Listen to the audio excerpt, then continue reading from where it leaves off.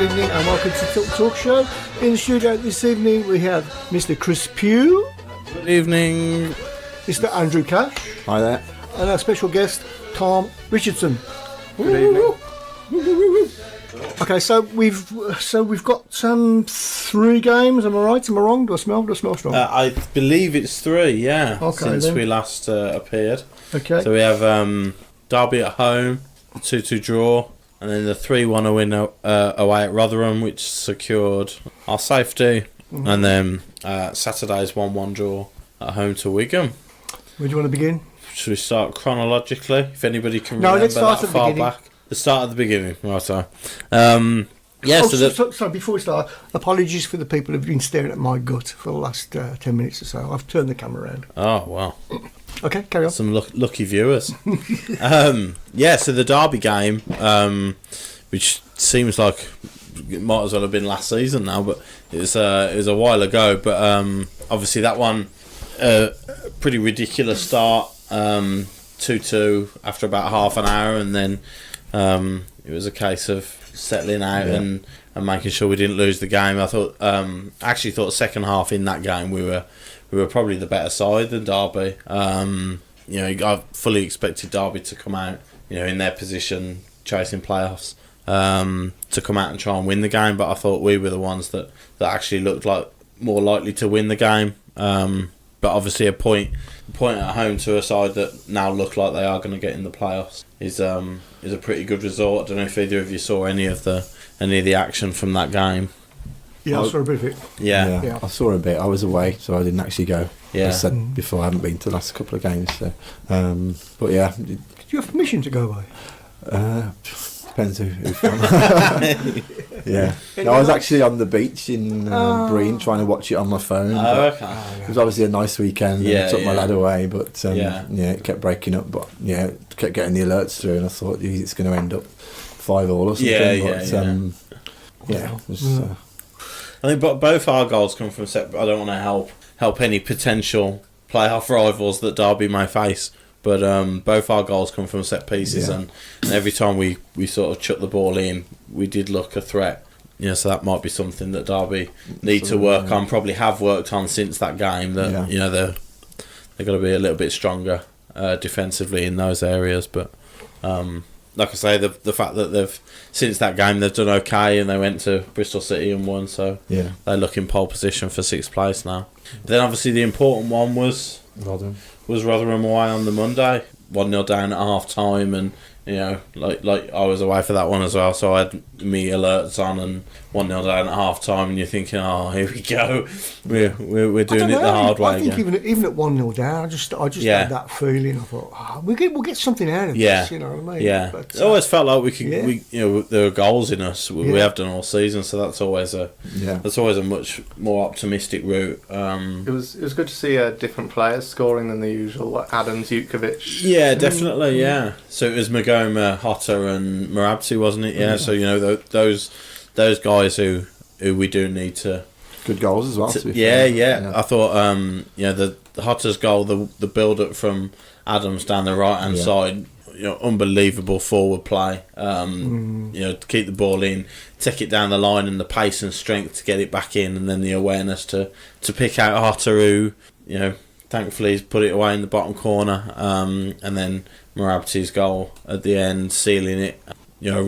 Brilliant day. And I've seen a few people put already, really nice to end it there and not have to go your last home game of the season, you're biting your fingernails and things like that. So it's a bit weird, isn't it? Not knowing what to do, isn't it? Yeah. Well, I was there on Saturday, and obviously the game wasn't particularly great, but you thought, well, it doesn't really matter. Like you sort of just try and enjoy it for what it is, a game of football, rather than, oh my god, our lives, our futures hanging on it. Don't have that many of those sort of games, though, do we? No, certainly not. No, because at any point in the season, you're wanting picking up points and stuff like that. So it was that Rotherham game. I think for the people that went to it, a really special day, and similar to ones we've had recently, the Bristol City away and Bolton away and things like that. Obviously, not as stressful as that, being the fact it was 2 games left after it, but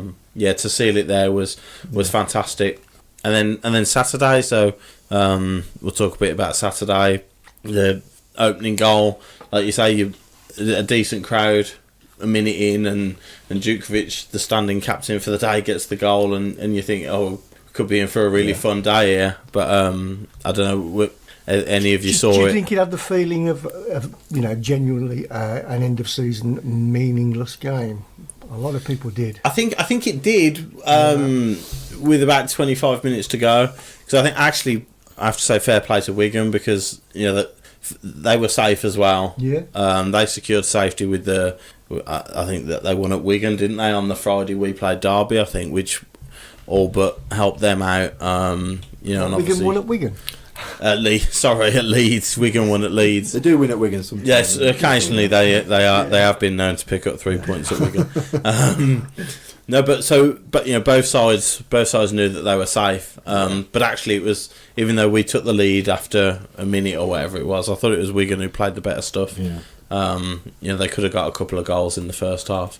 Then, like I said, with about 25 minutes to go, I think both teams just went, yeah, that'll do. Yeah. And not a lot happened really then. What happened with Adams? Because I wasn't at the game. I saw he came off. Yeah. Was he resting him, or? I think it was more of a. He wanted to play Vassell. He wanted to give Vassell a little bit more than 10 minutes, which he has been this season. Yeah. What was the reaction like from the crowd? Cause it was. He bought Adams off and he bought Gardner off, and I think both of those were. So it might have been farewell. Thank you. Yeah. I think certainly it was. You don't like to be overly negative about things, but the way that boy's played this season, he's a Premier League player. Did it feel like? Yes, for me it did. From the fans, definitely. Yeah. Do you think that's his last game? Yeah, at Blues. Yeah. He might play at Reading, but yeah. Who do you think he'd go to? Because if I was Adams, would you really want to join a Burnley or Brighton, Southampton? Well, maybe he did another year at Blues. He could maybe get Everton, or even maybe Wolverhampton if they're in Europe next season. You joke about it. I think anybody outside the top. It sounds stupid, but Man United have got Lukaku up front, and he looks so immobile at the moment. And I'm certainly not comparing Che Adams to Lukaku, but a young kid.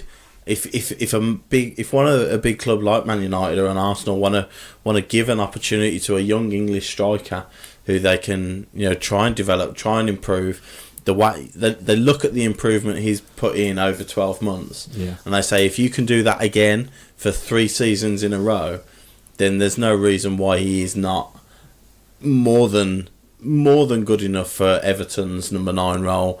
And I genuinely think when he gets to 25, 26, if he keeps improving as a player, then he could be part of one of the big 6 squads. I'm not saying it's starting for England number 9 and taking Harry Kane's slot, but Spurs have got Harry Kane injured at the moment, Son's injured at the moment, and they've got Llorente and Vincent Janssen as their other strikers.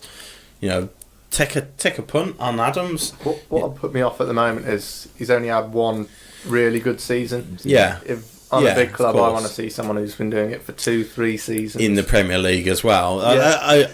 I'm not expecting Man United to come in for him this season, like you say. I think realistically, a Watford, a Crystal Palace, someone like Mark that. Is saying that Adams would suit Arsenal. You joke about it, but the way his first touch this season has come on ridiculous amounts, leaps and bounds, and his strength, his pace. It seems like this season everything's clicked, and there is genuinely a really strong player there. And he is 22. I think he's 22. Yeah. He's English. That is a premium that you can't. Well, you can buy, and it probably puts 5-10 million on players' prices if you're English, because having the English premium in your squad is important at the moment with the Premier League rulings and things like that. So Pete says, part of me still thinks Adams could stay if we manage to claw some money from the Butland sale, etc., etc. We can't be dragging much more money out of Butland, surely? Can we? Well, if Butland, we've got a 20% selling fee on Butland. Okay. So if he goes for 50 million, 10 million of that is ours. Okay. Now, obviously, I don't think he's going to go for 50 million now. He might have done last summer when he was just coming down from the Premier League. I don't think he will now, but I think he's still a goalkeeper that can command 20 million plus. As I said, again, the English premium on players, it's so important. So I think we can recoup some off Butland. I think there has to come a time as well. We're looking at it financially with Adams. It'll help our profit and sustainability, obviously, but I think you have to look at it from the player's point of view as well and say, do you know what, you could have gone last summer, you stuck around, whether that was your decision or our decision, I don't know. He hasn't kicked up a fuss, he hasn't thrown his toys out of the pram and refused to play. He's actually come back, I think, after the window closed. I think was QPR away where he got a hat trick, and he's kept going and he's kept performing and he's worked his socks off all season. Straw poll in the studio. Will he stay? No. Will he stay? No. Will he stay, Tom? Yes. Oh. I think we'd keep him for one more year. So you don't think a Watford or an Everton would come in for him right now? No, not an Everton, maybe Watford, but if I was a Premier League club, I'll be going, he's done one season. If I spend 15 million and he doesn't score a goal for us, or he only scores one or two, I've wasted 15 million. If I prove next season, if he has the same form again, it builds up a CV for him. Yeah.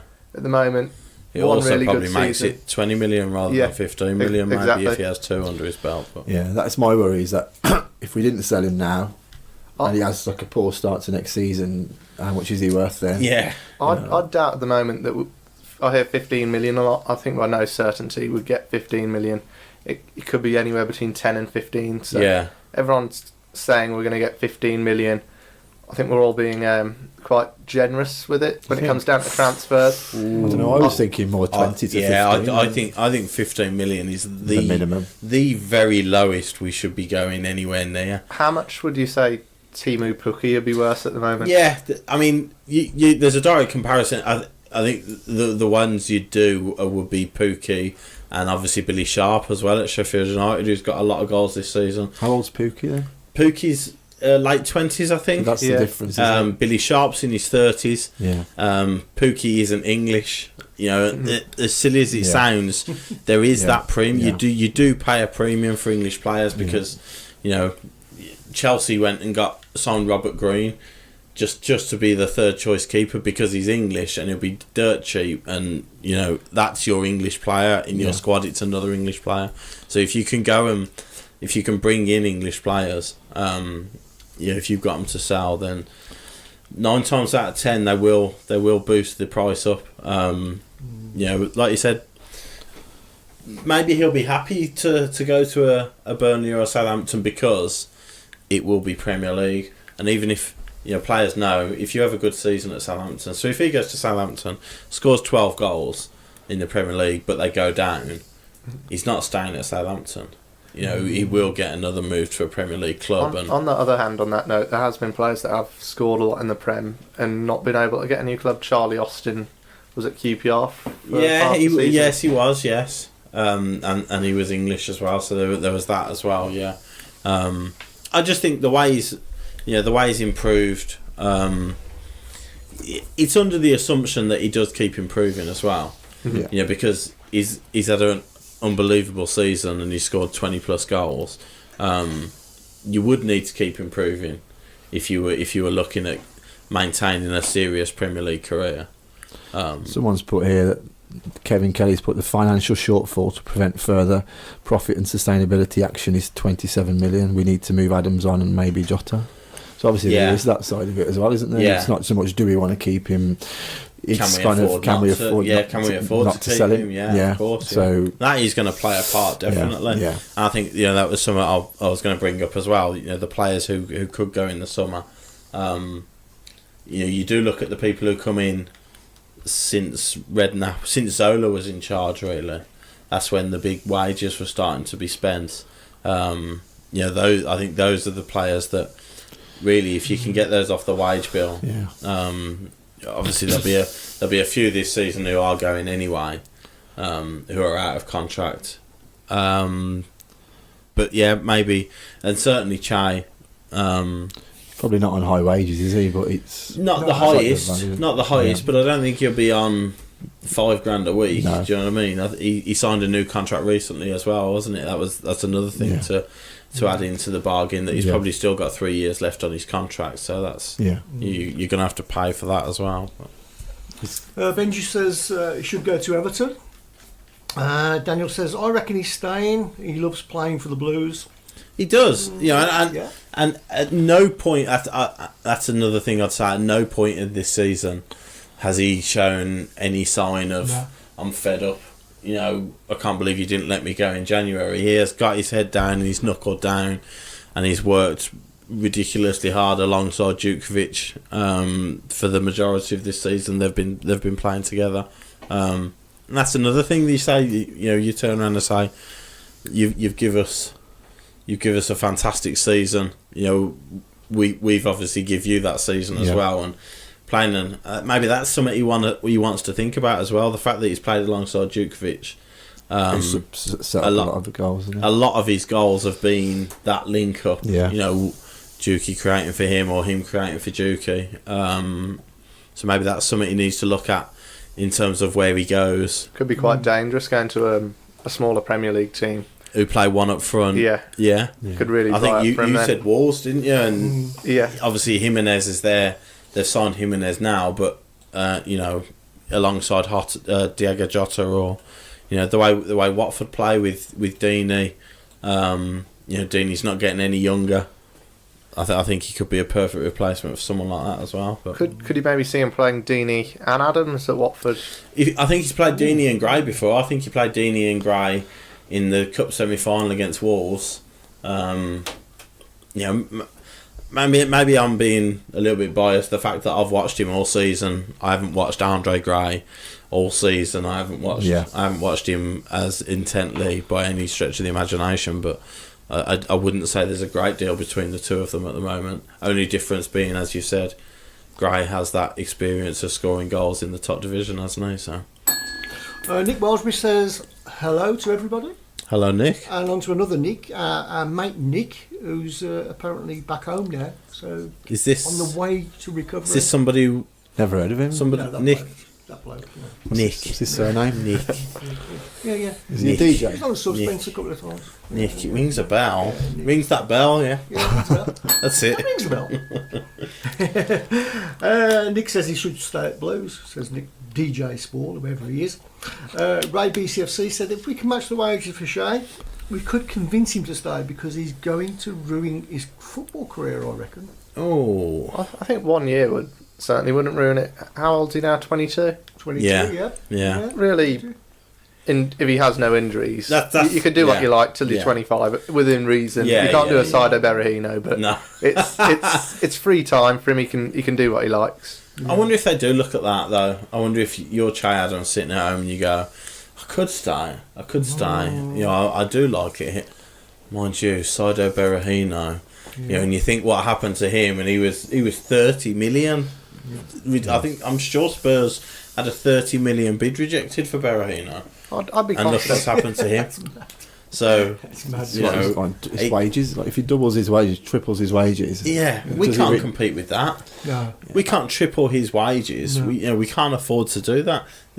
The EFL will be looking over us going, we had this chat about profit and sustainability. As fans, we like to believe that players and managers have like an affinity, and I think Monk obviously does.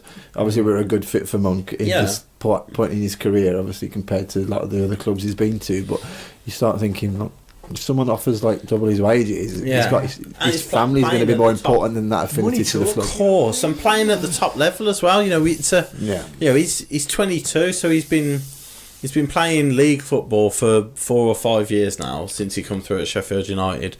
Say he gets to 37, that's a 20-year career. You want as much of that 20 years at the best level you can be. And I know he is only 22, and there is that he says another year, another 20 goals, and I'm laughing. There's no way I'm not in the Premier League next year. It's a big risk though, isn't it? Because if he doesn't get those 20 goals, but if it's 5 goals up until February and then a knee break, it's that is a big risk. That's interesting. Whether he, sorry, you just mentioned Sheffield United. Obviously, they're promoted now. What if they came in for him and wanted to get him back? I think he gets a bit of stick from their supporters, so I'm not sure he'd be. Do you not think he'd be the most popular signing? Do you think he regrets leaving Sheffield United? Because if he'd stayed an extra year there, and I'd certainly say he'd have been in their team for the 3 years following. He could have been a Premier League player, possibly. With all these, I think he looks at the season he's had now and the way he's played. Obviously hindsight's a wonderful thing. Chris Wilder might have come in and not fancied him either. You don't know. The Che Adams of 3 years ago is certainly nowhere near the Che Adams of now. The Che Adams of 12 months ago is nowhere near the Che Adams of now. So the work that BT and the management squad, not only them, but the work Che's done on himself as well. Off the pitch as well. So that is the thing. Djukovic alluded to BT, didn't he, when he was talking about and obviously he has made a big difference. I know he's been in here. Like, what was this? I did listen to it. I can't remember exactly what he said about. He's not going to obviously say, I'm the reason why Shane and Djukovic have had such good seasons, but he obviously does play a massive part, and I think he keeps giving them these little nuggets of information that obviously helped him in his career. And is he going to get that somewhere else? The thing that interested me when BT came in was he was adamant that he was giving the credit to Che, and the work Che's done on himself as a person, not even as a footballer, as a person. His attitude has changed, his focus has changed. He's so driven now. I think that was something BT was very, very clear to put across, that we have worked on him, obviously. That's their job to work on them, but you've got to have it the other way as well. The players got to give it as well. 35 million to rename the training ground and keep Adams' problem solved, said Pete Taylor. We've already renamed the training ground. Yeah, we have. We're doing it again. Oh no, maybe we could call it Ray Hobro training ground. How much money has Ray Hobro got? Naming the main stand. Nicholas Wellsbury wants to keep Lee Camp at number 2, I'm guessing, and get somebody else at number 1. Yeah. That was another thing that come up over the weekend. We're going to talk about that now. Can do if you want. I'm guessing that some of us in this room will have a different opinion on the whole thing. Do you think so? I'm guessing so. That's crazy. Yeah, I'm guessing so. What a bold prediction. Let the war begin. Go on, you start then. Okay, so we're going to talk about the video taken by two Blues fans. Correct. Who apparently thought it was really, really funny. Yeah. It's a practical joke, isn't it? It was a practical joke. To make one of our own. Yes. Not another team. No. One of our own, to make one of our own players look a little bit silly. Yeah. Okay. And awkward. Was it with practical jokes? Sometimes with other jokes, the other person who's been the victim, or not the victim, the person who's been pranked at the end, there's more.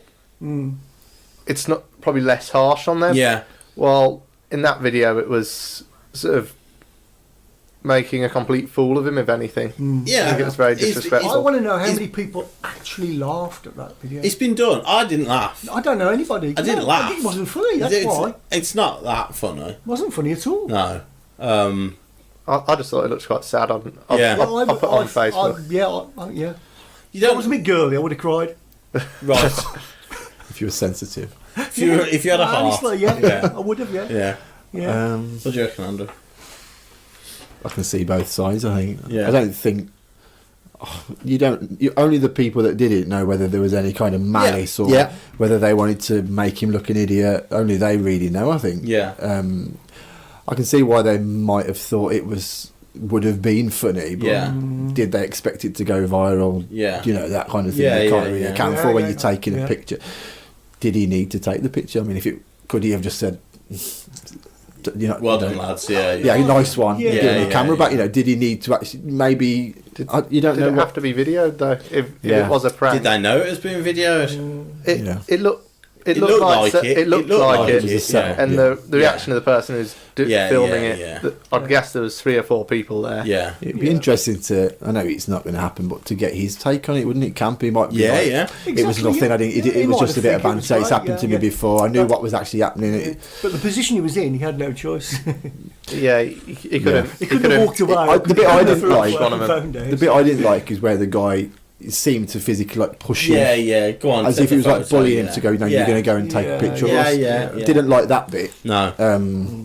But I mean, it's just one of those. I think it's open to interpretation. It is a practical joke. I don't think there'd be anywhere near the level of reaction if they did it to Duke or Harley Dean. Yeah, absolutely. That's a good point. The fact it's camp. I don't know. Someone who's been vilified all season by Blues fans. I think there's an element that he's had enough this season. And the fact that they've picked on him again is harsh. I think there's been that side of it. I'm not really. I didn't really see it as that. I really just saw it as one of our own. I thought. So if it would have been Duke, you'd have felt exactly the same. Yeah. Would you? Oh crikey! Yeah. I wanted it to be. It depends whether they've singled out Camp to do it or whether he just happened to be the bloke there at the time. It'd be interesting. That's the thing, isn't it? So it'd be interesting to hear the people who did the prank their point of view. It's all right to say we'd like to hear Camp's Can we get him on the line? There's 2 sides to every story. Yeah. And outside now, it's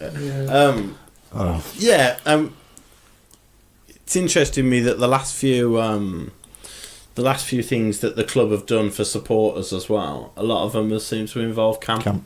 Now whether that's getting him out there so people are seeing the good side of him, not that we need to see a good side of him. Is there really a bad side to him? Exactly. There's nobody's. I don't think it's not like he's personality. Purposely played bad, is it? Yeah, exactly. I mean, I don't. Yeah. I don't particularly love him. Yeah. But like people say, he plays for Blues. He puts the shirt on. Yeah. And one of the top 5 goalkeepers in the Championship. And statistically, he's not David Stockdale. Exactly. Which is absolutely crucial. Now, if it was David Stockdale... No, I'd be knighted. No, so I think it's been a little bit blown out of proportion. I can see. I think Andrew and you said, Tom, you can see both sides of it. You can see the side where people are saying, okay, it did look a little bit harsh. He did look a little bit out of place. But I don't know the guys. I genuinely don't believe there was any menace that they were saying, we're going to have you and we're going to make you look an absolute idiot. Do you know what I mean? Because we hate you. I'll read a few comments. Yeah. I think we should just knock it on there. No, go, yeah. Leave it as it is. Even though Camp has not been the best player this season, but he's still a Blues player and he has been part of the team that has achieved this season. So respect has to be given to him. Paul Lipke said he should have took a selfie. Paul Gill said Camp was quite good on the BCFC podcast. Never heard it, so I didn't know. Give Camp a break. New season, new start. If Camp had done that to them, there would have been outrage. That's a good question. They wouldn't have done it to anyone else. Well, we differ on that.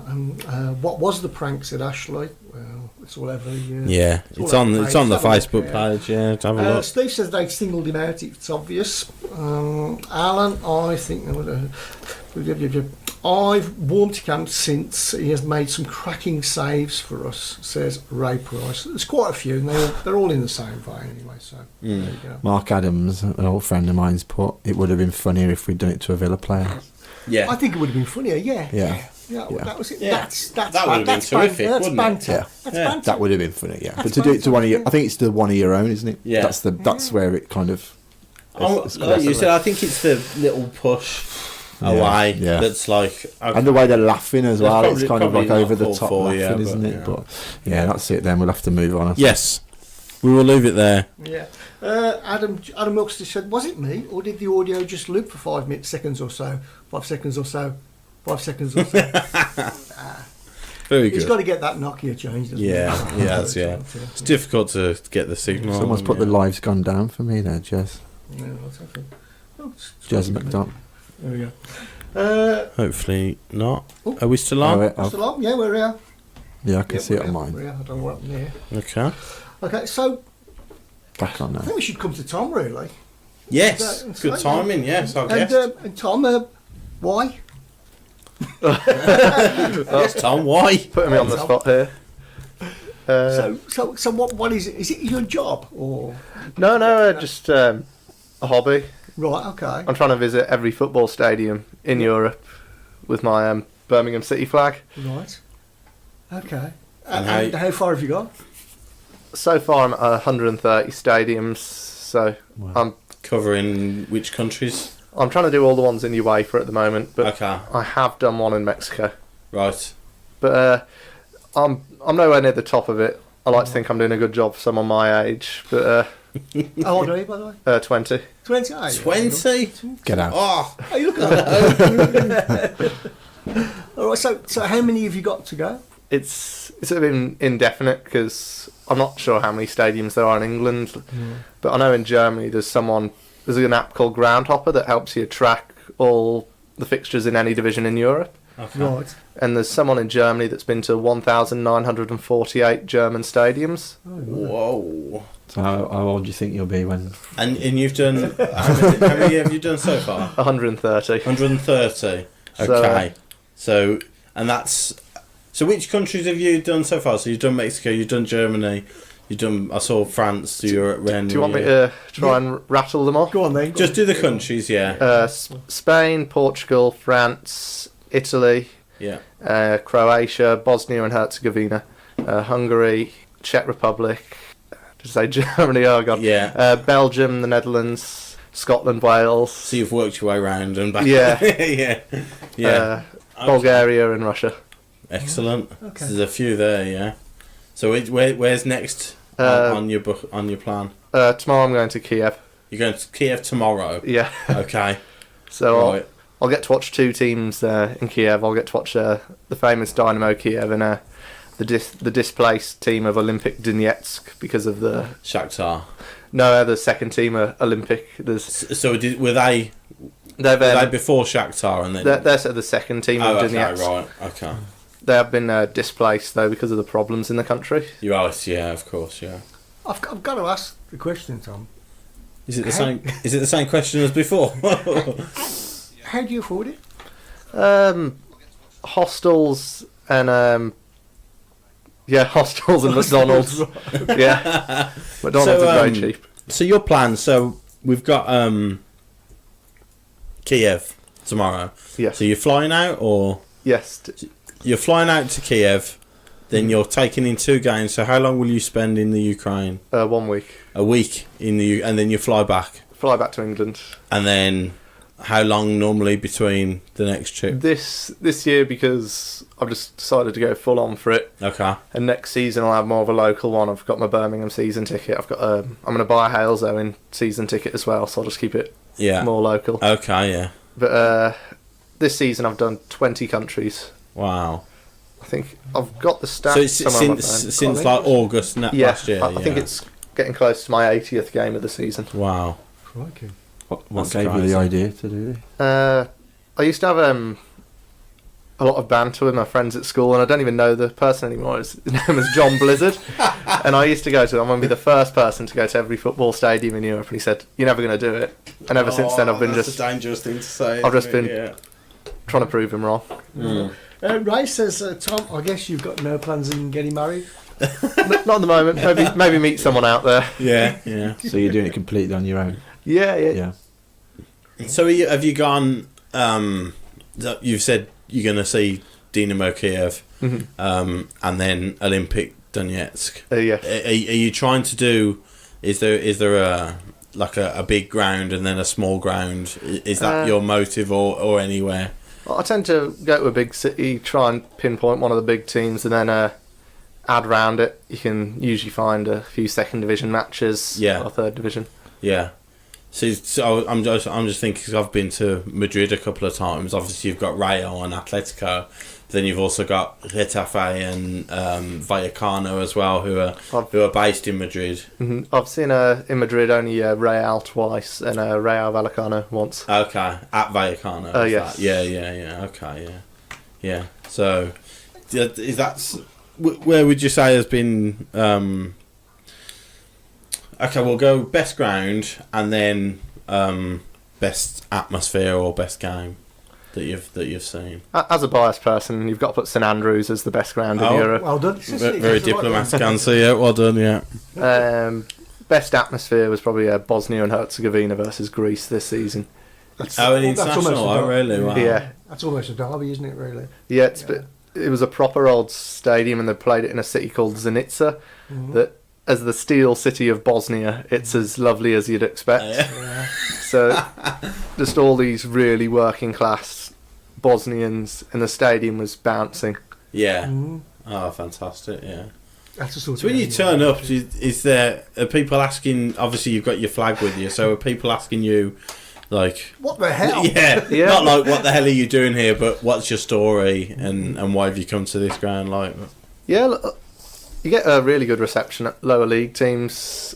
It sounds daft. I went to a Czech third division match, and they took me in so much the ticket cost £1.50 for admission.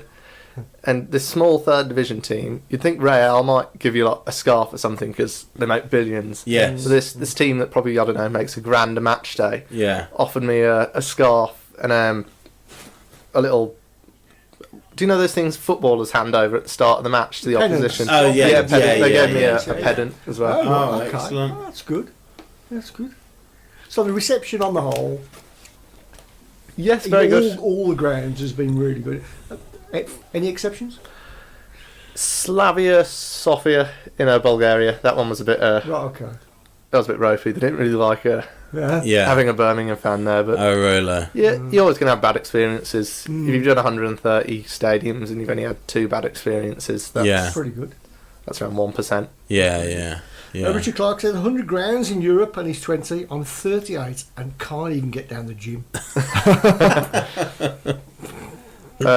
Ground hopping doesn't do anything for your health, though. I've got quite the beer belly now. You said beer and McDonald's, so yeah. Keeping you going across your trips, yeah. So are you? Is it just like the cheapest flights you can find? Last time I always wanted to do, I took my VW Polo across with me, so I just drove around Europe in a VW Polo for 2 months. Was that your last? Yeah. The last time you went out, was it? Yeah, I'd just been driving around for 2.5 months, so I just got back today. Yeah. So when you get to because we were talking before and you were saying in Russia, so you were looking at lower league Russian grounds, but the vastness of Russia, is it? You know, because obviously you're flying in. I'm guessing you're flying into Russia.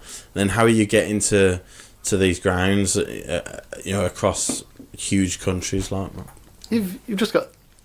You've got really good coach services, especially in Western Europe, but in Eastern Europe, there's still good public transport infrastructure. Maybe not in trains, but the bus networks and the lacklustre trains do run.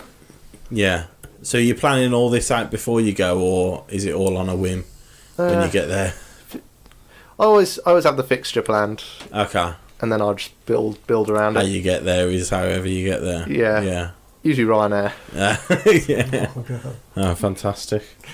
Yeah, good stuff. So we'll come back to Tom. Yeah. A lot of talk this week and last week and previous weeks about the ground sharing rumour. Oh, with Coventry. Panel's views on that. If it brings money in, I guess. I can't see an issue with it myself personally. No. If it helps us financially, then I don't think there'd be an issue. If it was on the other foot, would you? And it was Coventry. Us playing there. Yeah. I mean, as in the travel I feel side of it, or I feel a little bit for the supporters of Coventry. Obviously, they've had to go through this before with playing at Northampton. Which you don't want to go out of your city, do you? If you're from Coventry and you're a Coventry fan, you don't want to leave the city. Obviously, Blues surely is a better option than Northampton.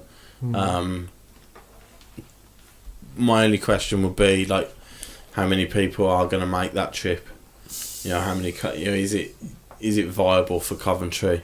If it's the only option, then it's the only option, obviously, and I'm sure nobody would want actually to be playing at St Andrews. But if that is the only option that's available to them, the best option that's available to them, then I wouldn't be adverse to it. I don't think helping them out. I think it's quite funny if we do it, because the EFL tried to block it, so it'd be almost sticking two fingers up to them after what they've put us through. Well, the EFL told them they had to play. They had to stay in Coventry, didn't they? They had to find somewhere in which is ludicrous. It's another stick to batter the EFL with, isn't it? I mean, how can you be purported to be helping out clubs in need? What is your purpose? If you force a club to make a decision before the end of the season, and then you force this rule on them that you've got to stay in Coventry. You're not helping, are you? Just find the best possible solution. Stop putting so many restrictions on people. The nonsense that's going on at Bolton at the moment as well is another. So many questions of what the EFL are actually doing. It's going to make next season interesting. In terms of other clubs being affected by. In our situation, you mean? Yeah. Let's see if they've got teeth. Yeah. Because at the moment, the only teeth they seem to have found have bit us. Nobody else is feeling the force of any sort of power the EFL purportedly have, but it will be interesting, and let's see next season who. And we don't know what's happening with Bolton, with what's going to happen, what punishment they're going to get. Well, they still haven't. I don't believe the players have been paid their March wages still. Have the staff been paid? More important. Don't think so. For March.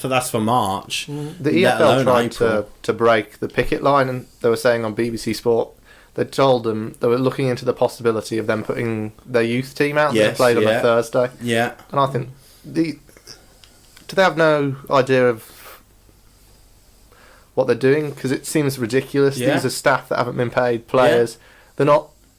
There's a lot of old pros, but they're not on big money anyway. They've still got families, and it's went on for 6 months. And as stupid as it sounds, obviously, if you've got a footballer on, I don't know, 5 to 10 grand a week at Bolton, that's 40 grand a month. Let's not make any bones about it. We'd all love that. I mean, Tom, you're going around Europe watching games, so you might be on that anyway. But realistically, that's a lot of money to the everyday person, and like you said, so you're looking at actually the ticket office girls and kiosk staff and things like that. They're the people whose wages are actually massively impacted. But you've also got that those players have got bigger bills to pay, haven't they? It's only it's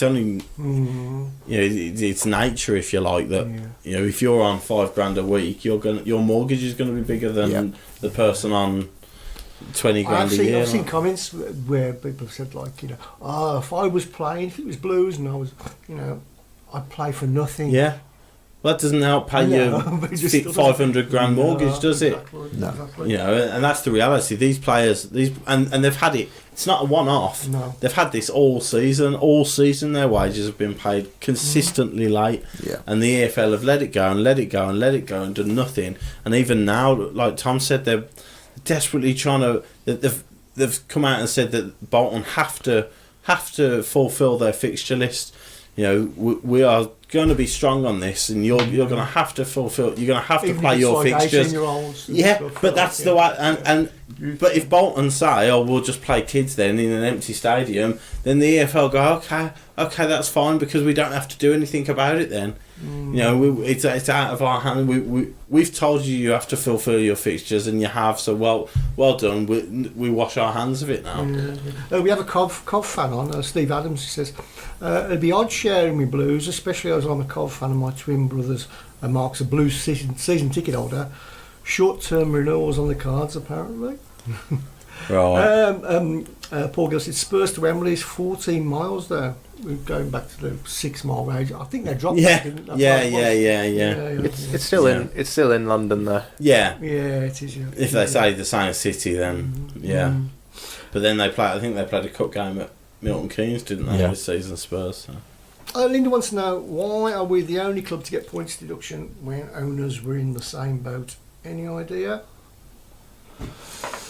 Because they weren't in our boat. No. Because our boat was our boat was a little bit deeper than everybody else's boat. Yeah, we had no sails on it. Yeah. Would there be much points? Any point to taking points off Bolton? Because they were always 9 points adrift. So yeah. You're relegated anyway. You can be a bit more relegated. And this is where again, so Bolton they might get a points deduction going into next season, which if they've sorted their ownership, I mean, the guy who's supposed to be taking over now was banned from was the owner of Watford, and he was banned from football for 2 years for fraud. Yeah, it's not exactly looking rosy. Where's your fit and proper persons test? You're allowing a guy who's run Bolton into the ground and not paid wages on time to sell an institution, a football club, one of the oldest football clubs in the country, one of the founding clubs of the Football League, Bolton. I'm not sure. You're allowed to pass them on. This great club with supporters, to pass him on to somebody who was an owner of a football club 5 years ago and was banned for 2 years for fraud. And you just the whole beggars belief. The whole thing stinks, doesn't it? And it needs to be looked at. But the state Bolton have got themselves into is much worse than what we have done, so they should be punished just the same, or even worse, says Paul Ipkiss. But that's not paying staff and players is not against the EFL rules. Whereas having a wage to turnover ratio of 200% is against the rules, as much as you might, and it's, I suppose that's like a lot of things, isn't it? Whether you agree with the rules or not is a completely different thing. Those are the rules, and we broke the EFL rules ridiculously, even though they can't pay the players and staff, or whether they probably can, they just don't want to pay the players and staff because he wants to sell the club. That's not against their point deduction rules, sort of thing. So, can you just say that a bit of a public service announcement, Richard? Really, a Blues fan who was on holiday, unfortunately, got very, very ill and passed away last week. And there's a link on our page where you can donate, because they're trying to get the lad back home. So, and I think it's not far off £2,000 now. How much do they have? It's for a chap called Snowy. I think they need 2,000. Okay, right. So anybody who can donate, doesn't matter how much it is. Yeah. Just a couple of pounds and that. Go onto our page and click on the link on the GoFundMe link. It's for Snowy, and it's a chap called Ian Mullis who's doing it. So if you I did see that on the thing earlier. I will have a look at that. Because that's quite need some money. A basic thing, isn't it? That you can help with such a and a massive thing for the family. You know what I mean? You go on holiday and something like that. Definitely. It must be tragic. Yeah, so. Yes. Yeah, so go on our page and click the link. Thank you very much. Yes. Yeah. And here is where the EFL needs to be clear on what punishments are set out and why, says Ray Hobro. Yeah, there's no. There seems to be a lack of. The other trouble you've got is that the chairman of the EFL is resigning at the end of the year. Oh, right, okay. So does he care? That I suppose his legacy will be the profit and sustainability thing. Mm-hmm. He's brought that in his last year, that somebody gets a point deduction, and and the test, if you like, the punishment has been handed out. Let's see if it carries on with whoever takes charge next season. Okay. Right. Okay. Also, I need to get onto the 3-word reviews because we've got 3. 33-word reviews. That's 9-word reviews. Whoa. Okay, so we'll go back to the Derby match. Winner being Ray Price and no Ramraid. Oh, are we going Ramraid 2 words? Not 1 word. Ramraid. Would that not be hyphenated? Sure. That's going to be 3 words. Are we going 3 words? We'll give it in, man. Okay. I think so, yeah. Rotherham match is Jim Owen. Roller coaster season. Oh, I hate to be this person again, but is roller coaster one word? It is, isn't it? Yeah. Roller coaster season complete. We're still going to give it him anyway. Okay. Well done, Jim Owen. And lastly, the Wigan match, Joanne Lloyd, Roland August. That I'm happy to say that's definitely 3 words. Roland August, yeah. So if you all get in touch with me, I shall get a prize off to you. ASAP. This is our last but one show. No show next week, obviously, because it's bank holiday and I'm in my caravan. And I'm at the Player Awards. So there might be a few. Keep an eye on the Tilton Talk Facebook page because there might be a few clips. Right, okay. And Steve cheeky interviews has around. mentioned maybe we could do something live. Who? Steve Porter. Maybe we could do something live, a live feed. I'm happy to. Yeah, that'd be great. From the Player Awards. Get a From few the Player interviews. Awards, definitely. That'd be good. It would. Okay. And so then that's next week. Yeah, and then our last show is the 13th, isn't it? 13th, yeah. So there's only one show in the studio left of the season. Yeah, so there you go. We've got another competition which we'll do. Shall we do it now? We'll do that now, which is the draw, the share draw. And our last... Well, it is, yeah, it's our last one. Our last share draw. Will we not have one on the 13th? No, well, I suppose we could do. Yeah. Okay, it's our last but one. Last but one. I'll do it in 2 minutes, actually. Okay. I'll do it in 2 minutes. 'Cause I need to get it ready. What are we going to do in the last 15 minutes, chaps? Says Not. John Smith. What we're not going to do is any nonsense. Okay. Oh, okay, then we won't. Last couple of days, I put up a poll for the Tilton Talk You did? Player of the season. You did? Whoa. You did? Whoa. Whoa. Everybody surprised that by how far ahead? Yeah, I was. I was very surprised. I was.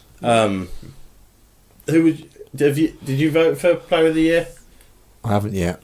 Tom? Who would be your player of the year? After last night's video, I did give Camp a pity vote. I actually voted for Camp as well. You voted for Camp? Yeah. Did you? Yeah, I did, yeah. On your poll or on the actual? Did you? Okay. Did you mean it? Yeah. Did you mean it, or you just? Did you then take it away from him? Do you genuinely feel he's the best player I think so, yeah. out of Adam and Protest vote, Sukovic? but Yeah, it's a protest vote, isn't it? Yeah. It's a stick 2 fingers up to Adam's the haters. definitely the best player. I think you've got to.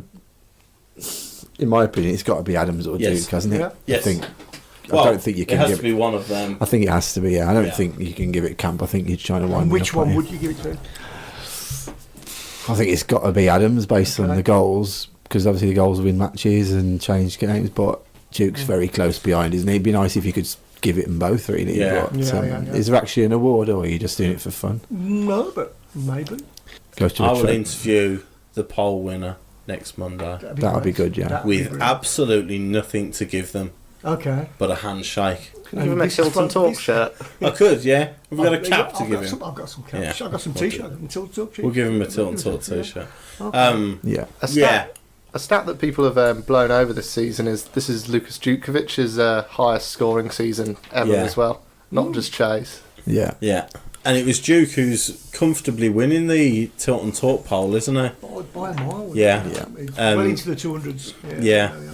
And any other season, I'd be more than happy to He accept would have, that. yeah. But I was waiting for the but. Che Adams has 22 been goals. the best player this season. Yeah. And listen, without Dukey, he probably wouldn't have had half the season he's had. Likewise, without Adams, Dukey probably wouldn't have had half the season he's had.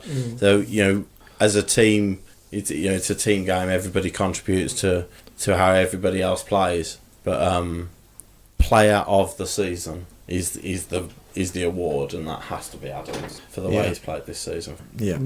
I think Adam's scoring takes a lot of pressure off Duke, yeah, rather than him just being the target man. Yeah, of course, and vice versa as well, really, because Adams has had a few dry spells where Duke's been scoring. Yeah, certainly at the start of the season, and even lately, like the last 5 games, Duke since the Albion game where he broke his little duck. He did. Yeah, well, he's got a big duck, wasn't it? Yeah, he's gone on and scored quite a few, hasn't he? And they haven't been as important, have they? As you think of like the Adams goal against Leeds. Obviously that was a big goal, and won the game for us. Duke as Paul Gill says, Adams without Duke, how many would he have scored? Exactly. Yeah, I completely agree.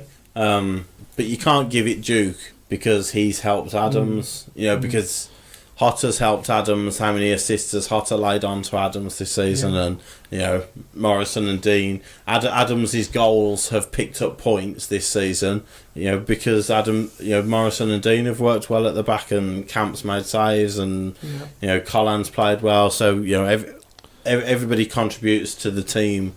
To the team game and the team result. 10 goals and 10 assists, Duke. For Duke, yeah, that's pretty good, isn't it? Yeah, it's fantastic. And he has had a brilliant. Assists? I would say he's close to double figures now. 100. Roughly 7. I'll go 9. I'll go 8. 12. Whoa, what a surprising. Yeah. But so everybody contributes. And everybody makes an impact on the team. But I think for me it has to be Adams. Because I don't think anybody's had the season he's had for quite a long time at Blues. Yeah, absolutely. Yeah, it's like Fussell was the last player to score. Marlon King got goals, and Chris Wood got a few. But the way it's just the way he's blossomed as well. To watch a kid who clearly had a lot of potential and had a lot about him.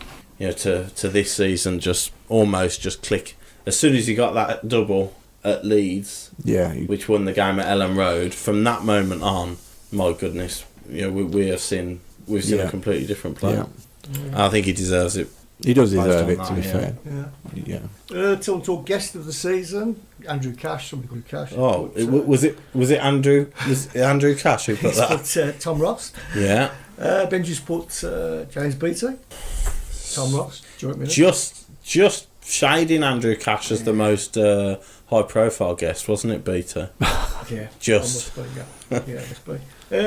Paul Lipke says, I must get prediction of the season with Sheffield United second. He hasn't stopped going on about that, has he? No, he hasn't, no.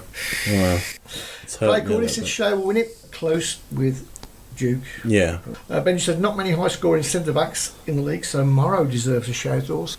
He's had a good season. Yeah, he's had a very good season. And Dean has. I think Dean deserves special credit, considering he's played 2.5 months now through the pain barrier. I think when Beattie came in, how many weeks ago was that? And he said then that they've had to switch Morrison and Dean over because of the injury Dean's been playing with. So for him to play through that pain barrier and every week, 3 games in a week, we've hardly changed the centrals all season, have we? So isn't it great that we've actually got a choice of players that we can pick for players? Yeah. There's no. How long?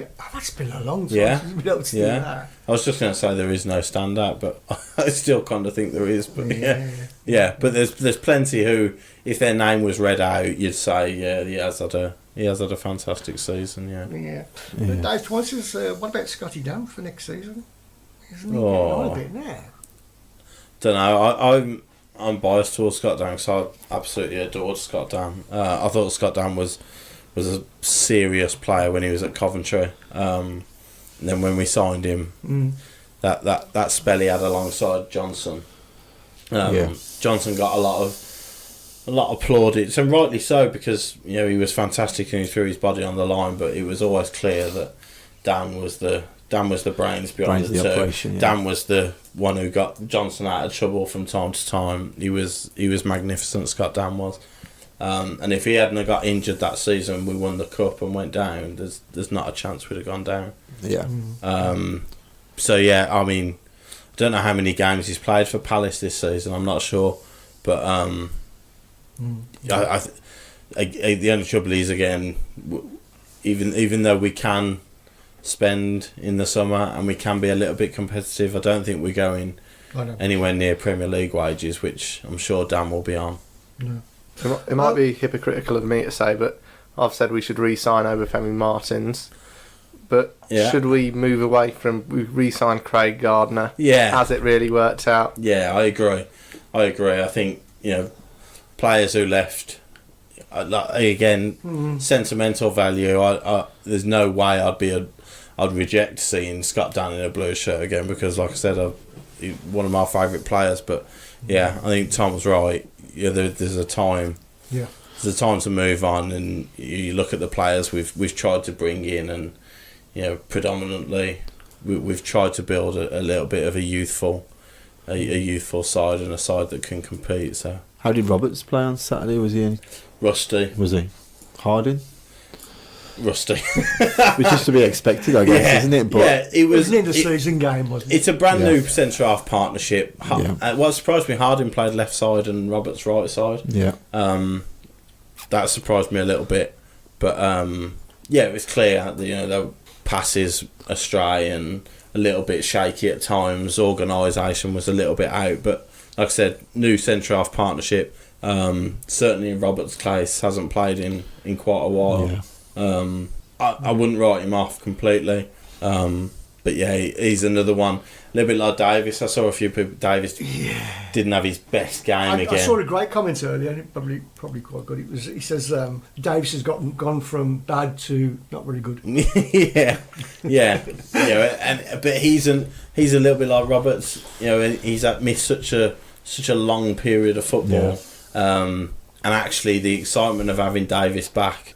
It's difficult, and the excitement of having Vassell back, because neither of them are going to come in and be the player that we knew before the injury straight away. But what we have now for Davis, for Roberts, for Vassell, we have a full for Dean, because he's had surgery now. You have got a full pre-season where they can all work on the important things, and hopefully they're back to somewhere near their best for the start of the season. Don't want to dwell too long on this, but I suppose we can touch on it. Go on. What do you think about the Leeds Villa game? Oh, I didn't want to do that. We've only got 25 minutes left. Okay, I'll give you just a couple of minutes. Batter them. I'll give you a couple of minutes. What are your thoughts? Really? How is Conor Hurahan not been sent off? Okay. I think they all should have been sent off. Yeah. But do you know what? I genuinely think that there must be something said in the changing rooms now. They knew that was a feisty game, right? Mainly because of a certain number 10, right? But I'm not going to go on a 20-minute rant about him, because we've had it before. People know my thoughts about him. That was a feisty game. At half time, I swear that they must say, if this kicks off, remember, anywhere below the face. So if you want to go for their throat, get them here. Mm-hmm. Get them here, and they won't send you off. You'll be fine. The amount of players that went here, because they know the yellow card at the very least. So go here, because they can't touch. The ref can't touch you. If you go in near the face or the head, then you're off. Mm. But if this kicks off just below the neckline, and you'll be laughing. So Hurahan gets booked, even though he's grabbing Click by the throat. I think the goal. I don't know what anyone else thinks. The goal is very simple. Mm. You play until the referee stops and blows the whistle. So if Leeds want to kick it out, then let Leeds kick it out, but don't stop, because you're an idiot. You're an idiot if you stop. The thing is, it didn't really stop, did they? It was still a decent finish, still a decent goal. Yeah. And they had chances to stop it. Even when Roberts had it on the touchline, and everyone seemed to slow down. He didn't kick it out. All the Villa players seemed to slow down, but assuming, and then I think Roberts thought, well, has the game stopped? And then he realised it hasn't, so he knocked it down the line. Yeah. I don't think Leeds had any interest in kicking it out whatsoever. No, not at all. And then because the Villa players thought that Roberts was going to kick it out, that's why they're so angry. Yeah. But it's the pure hypocrisy of football that everybody's so fuming and angry that Leeds haven't kicked it out. But then you've got your number 10 throwing himself to the floor every 2 minutes, and whenever he goes down, your whole team is asking for yellow cards, crowding around the referee. Really? Yeah, well, he goes down. Oh yeah, that one. And then it's it was Codger, wasn't it, that was down at the time? That was for the. That wasn't even a foul. Did he get up when it all kicked off? He actually went down. He actually went off injured. Did he? He did go off injured, but it wasn't a foul. So it wasn't a foul. So the referee doesn't need to blow up, and Leeds have the ball, so the referee doesn't need to blow up. It's not a head injury. Play on until the referee stops it, or Leeds kick it out of play, and then all of a sudden the Villa players stop. Roberts thinks, hang on, what's going on here? Oh, no, we haven't stopped. Okay, I'll play this player down the line. And then, I mean, what's he going to do? He wants to cut inside and bend it in the bottom corner. He's more than entitled to. So it's not often you get players like literally pointing to the opposition saying put the ball out. Is it? You normally kind of... Yeah. You normally just foul one of them, or you just go in a bit...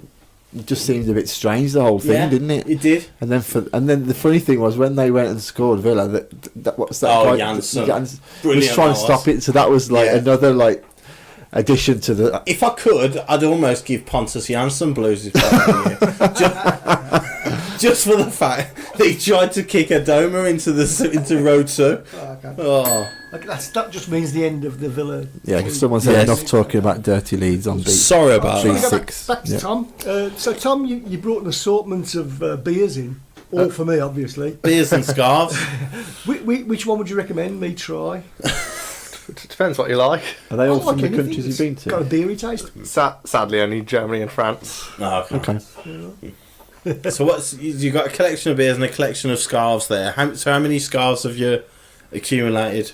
I'm not actually sure. There was only one team I couldn't get a scarf at, and that was, I'll fail to announce, it's a team in Budapest, Vasas FC. They play in the 2nd division, and their stadium's under construction, so they didn't have a club shop at the time. Oh, right, okay.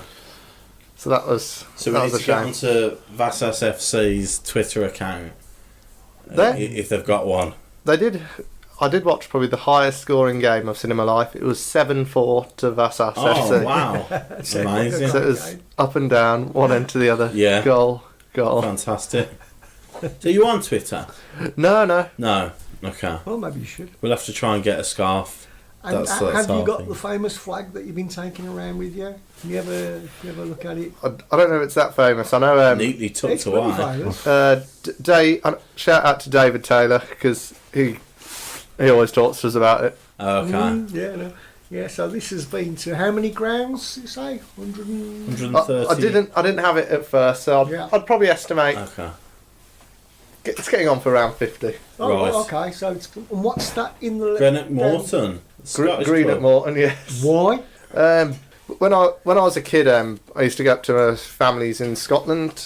Okay. And my granddad said to me, he said, we can either go watch on your school holidays Rangers, Celtic, St Mirren, Partick Thistle or Greenock Morton. And as of a fat kid who didn't like football, I went... You went the lowest one? No, I went... Closest. Which is the most likely to have chips? Fantastic. Oh, there you go. Excellent. That's a good way to pick your club. So we need to do the draw as well. So can I pass this over and you can pick one? I can pick one. There we go. Let me pick one out. Pick one. There we go. Pick the winning one. And the winner is Richard Golding. Whoa, Richard Golding. Is it a Blues announcer bloke? Is that a celebrity win? It is a celebrity win. It's not a celebrity. We haven't had a celebrity win before, have we? No. There you go. I did see Richard after the Wigan game on Saturday, so he was in fine form. Good. On the PA. You can't call it Tannoy. What's it called? No, because that's the brand name. It's the brand, isn't it? Yeah. It's the PA. It's like Hoover, isn't it? Correct. Yeah, Hoover. Okay. Correct. Kevin Kelly, sorry, can I read this one out? Kevin Kelly says, has Tom been to Angers in France to see Cheikh Ndoye? I did see Cheikh Ndoye before he joined Blues. Really? So you could have warned us. That's your fault. On the day, he actually played really well, and it was against PSG, and he had a goal. That was the day, was it? Impossible. He had a goal ruled off for offside, for not or foul. Sorry for just being a bit of a lump that likes to run through no people. It's not like him, is it? I know, yeah. So I've just had a lucky dip from your beers, and I've had an Affligegem. How are we spelling that? It's easy for you to say. Affligegem. Yeah. I wonder what that says there. Careful. It's blonde. Yeah.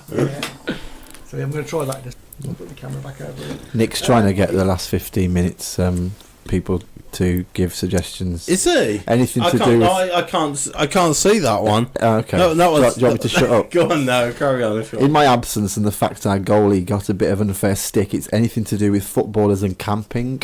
One's already. Is there? Marcus Tent, Guy Rope Mowbray, Andy Pegg is a good one. You don't like these, do you? No, I detest this part of the show. Okay, moving on. Yes. I'm sorry, I've just been reminded that if you can't get enough of us, you can listen to this show again tomorrow evening on Switch Radio in Glorious FM. And DAB. DAB. 107.5. 107.5 FM. Tell you what.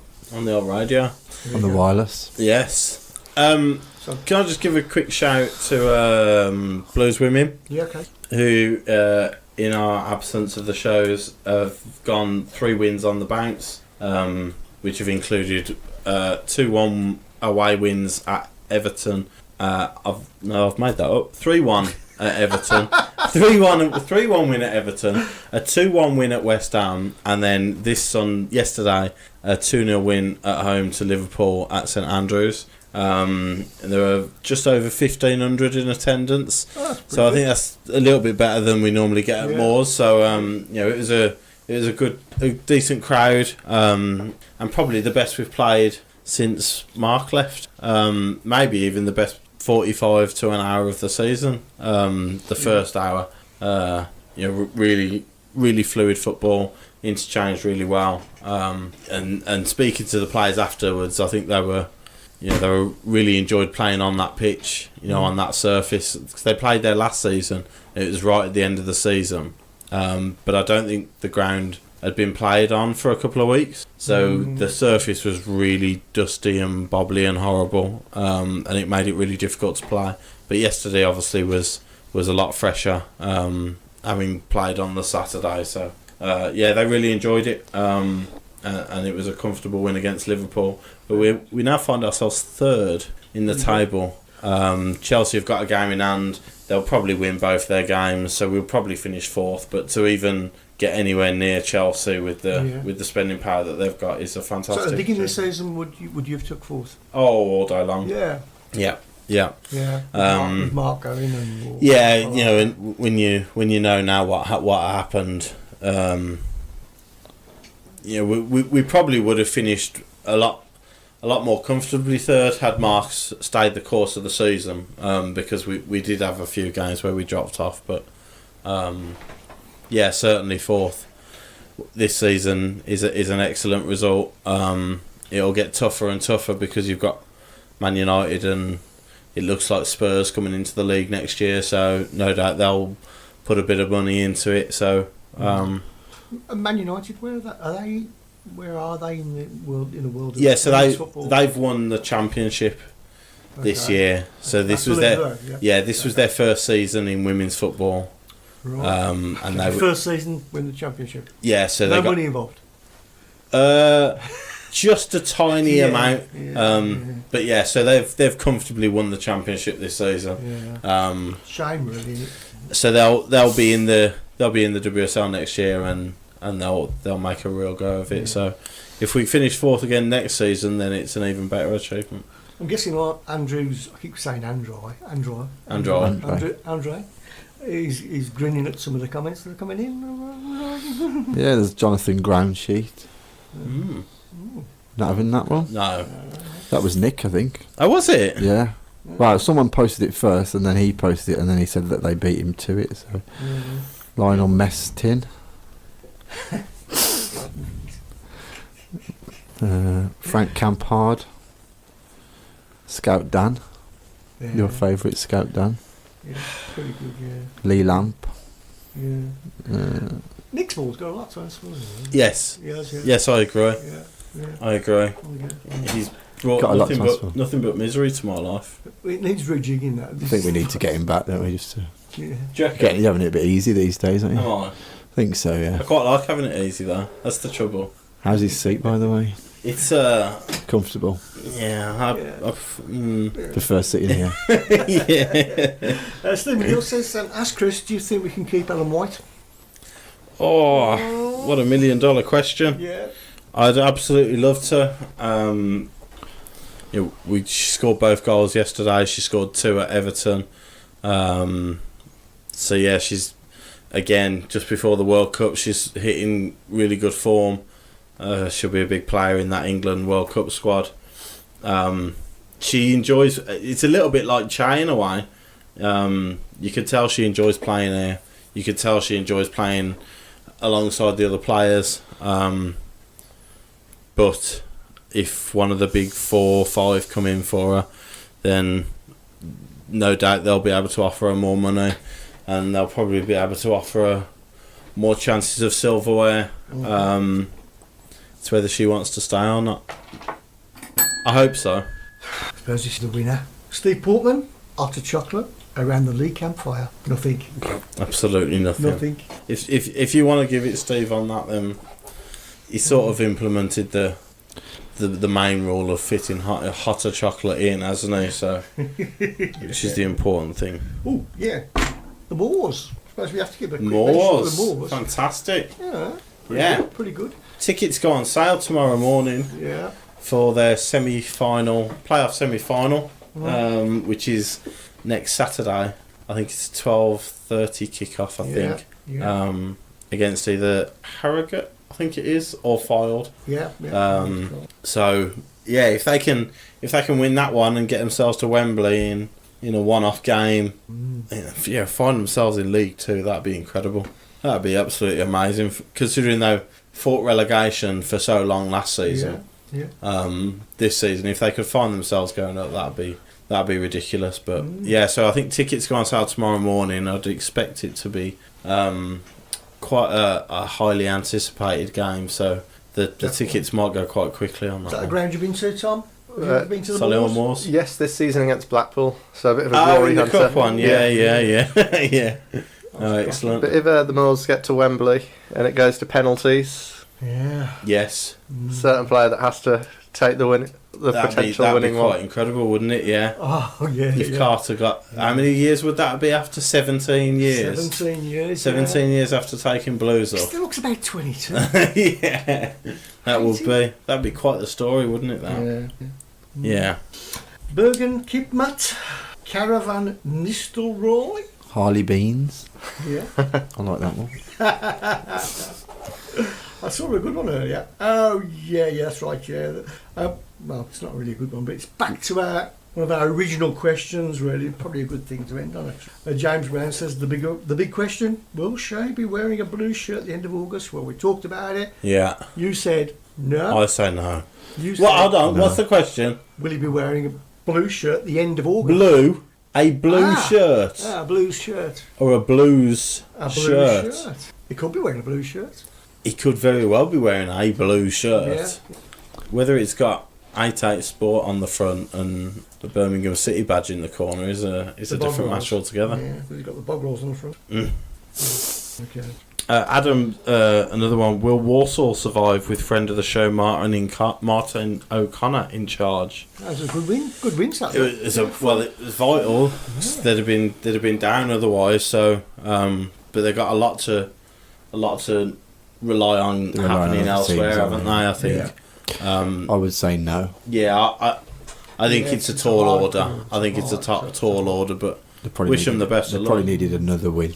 Yeah. On top of that one. Yeah. Which they've had plenty. I think they lost at Wickham, and I think they lost at home to Southend, I want to say, recently, and both of those have been around the bottom as well. So I think they really needed one of those two to go their way. But I hope he could turn it around and they can pull off a miracle.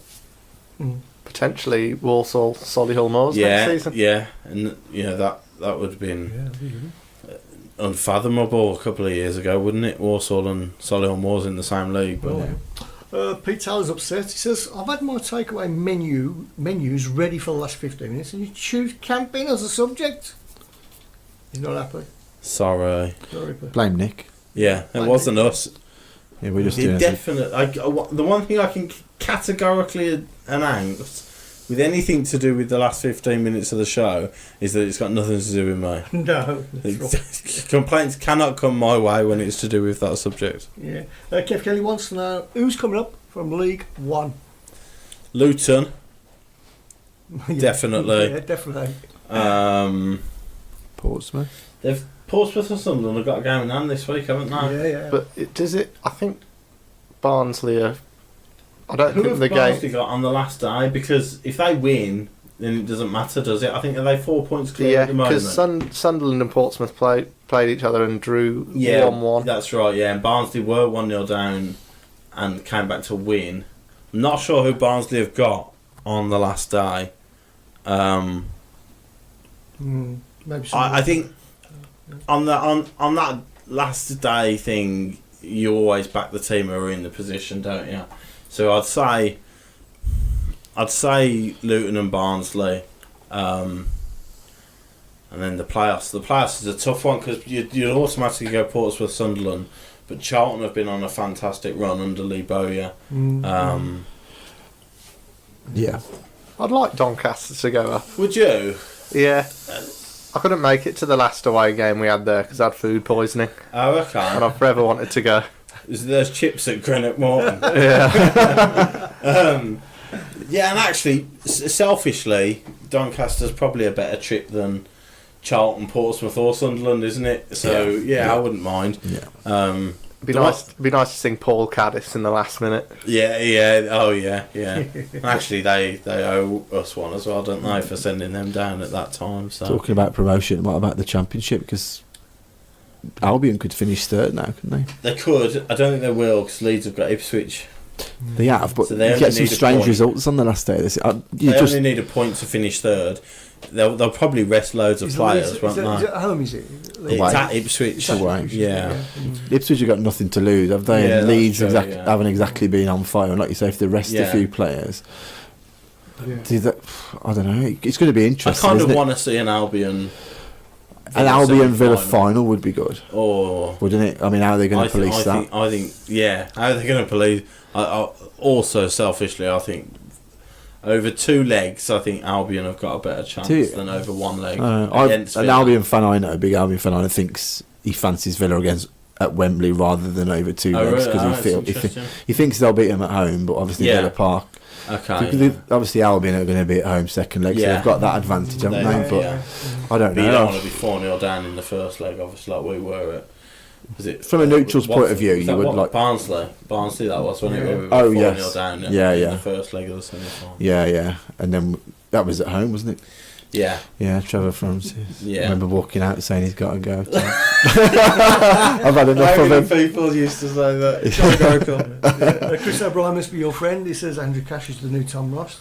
Good work, mate. High praise indeed. I don't talk as much as him, sure. If Poppy come up, Chris, you can go all. You can all do an away day down here, and we can all have an ease up in Bournemouth because that's where sounds where good. he lives. Yeah. And we'll hold him to that if they go up. Yeah. Linda says, "Yeah, come on, West Bromwich Albion." Yeah, who do you actually think?